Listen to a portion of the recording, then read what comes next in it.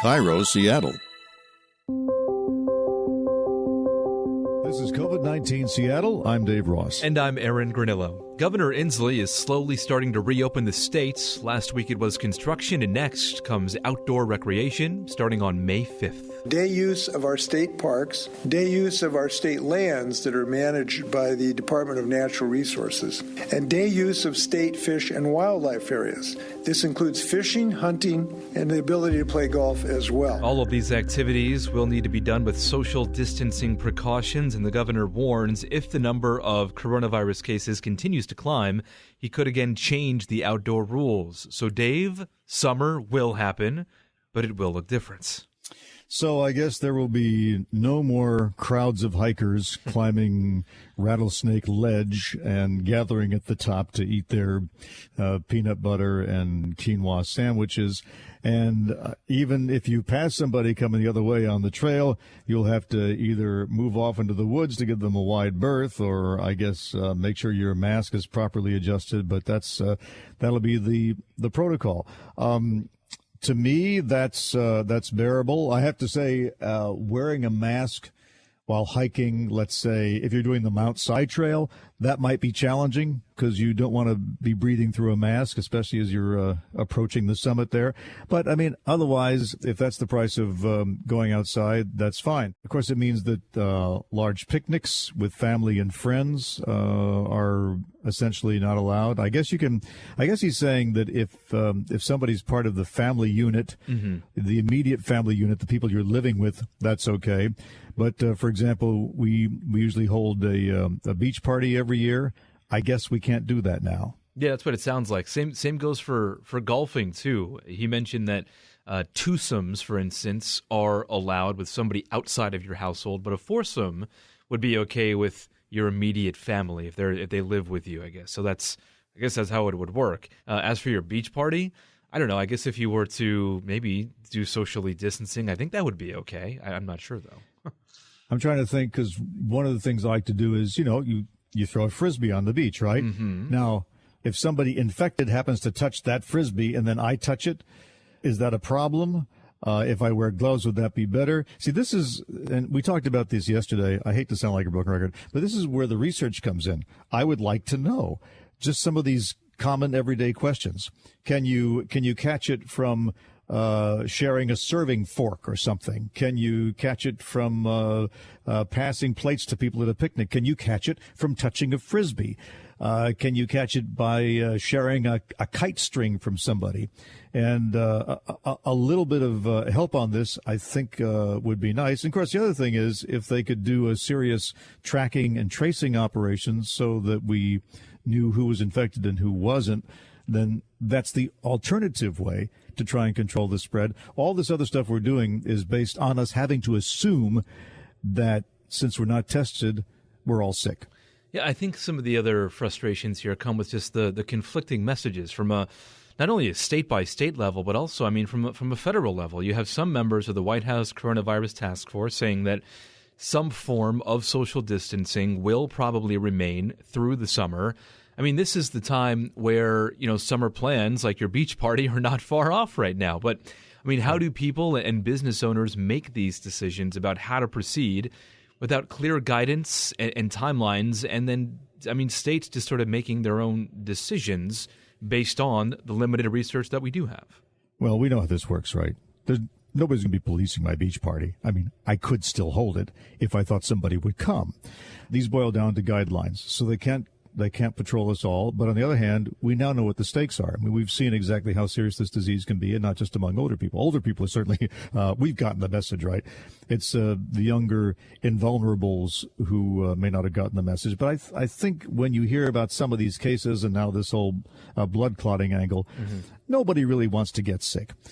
So what we're trying to figure out is there some sort of compromise where you can have a decent time outside, you can enjoy each other's company, and you won't find out 2 weeks from then that, you need intubation. And I think what would help is if these governments, these researchers could get together and just give us a definitive set of guidelines that explain the specific peculiarities of this particular virus, which seems to be, the strangest thing we've ever encountered, so we can have a good time and still survive it. It could be 2 or 3 years before the airline industry sees a return to 2019 flying levels. That's what Boeing CEO Dave Calhoun told shareholders yesterday. This will likely mean thousands of job cuts in Washington, and we will learn more tomorrow during Boeing's first quarter earnings report what that could look like. Industry insiders expect the company will announce a steep drop in jet production, and that will likely again spur thousands of local job losses. Dave, how can we make people feel safe to fly again in the meantime? By making it clear that the virus is not going to be transmitted by sharing an aircraft cabin with somebody else. The airlines have long assured us that the air is filtered. The air is not recycled from within the cabin. I think we've made that abundantly clear. Fresh air is always constantly being brought in from the outside, and then it is filtered. Now, are these filters equivalent to the N95 masks that would presumably filter out 95% of harmful stuff? I'm not sure about that. I bet they will be going forward. The other options, of course, are to leave those middle seats empty. Nobody likes those anyway. That's not quite 6 feet, but that might reassure people. Of course, that continues to be a revenue hit for the airlines. I've seen these. Have you seen these alternative seating charts, by the way, where the middle seat is actually reversed and there are plastic shields between all the seats? Yes, I have seen that. Yeah, plastic shields in between. I don't know. It seems a little strange, but it is safe. It's very strange. It's very strange, but it essentially gives you your own cocoon, and no one is in the direct path of any breath you may exhale or any words you may speak. It's not very romantic as you're traveling, if you're traveling as a couple, but it gets the job done. The other thing is, I think you will find people evaluating how much they trust the destination they're going to. So, for example, right now, when you plan your travel, you probably go on a website and see, okay, what's the ambient temperature during that time of year in the place I'm going to visit? Is the weather generally nice? You're also going to check their infection chart. You're also going to want to look at what the projections are for the infection curve at the time you'll be arriving there.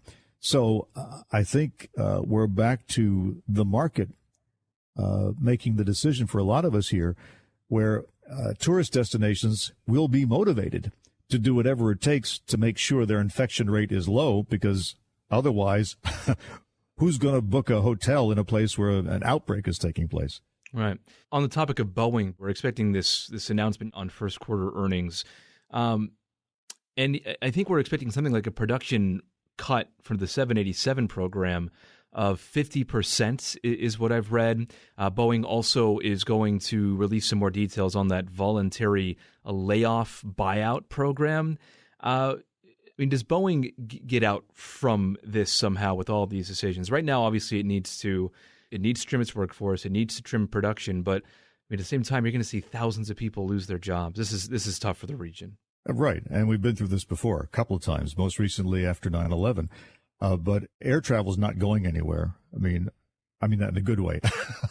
Air travel is going to be here with us, I guess is what I mean to say.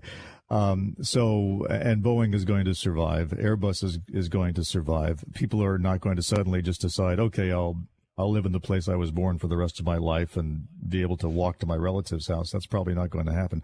So there will be a market for air travel. There's certainly still a huge market for air cargo.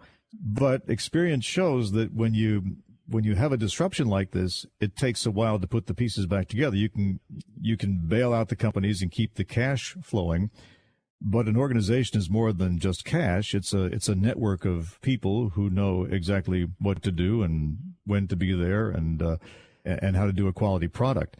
And Boeing had a great human mechanism up and running, and suddenly you pull out a piece here and a piece there, and suddenly you've got to reorganize. So I think it's going to take some time, but I'm sure that Boeing is going to survive. And I think you're also going to see a certain amount of need for people who know how to redesign aircraft for an age where this might not be the last pandemic that we have. I mean, next time you want to be ready so that when this happens, you can say, well, our planes are built for this. We just go to the COVID 2020 configuration, the COVID 2021 configuration, and everyone's fine to fly because we've learned how to conquer this virus.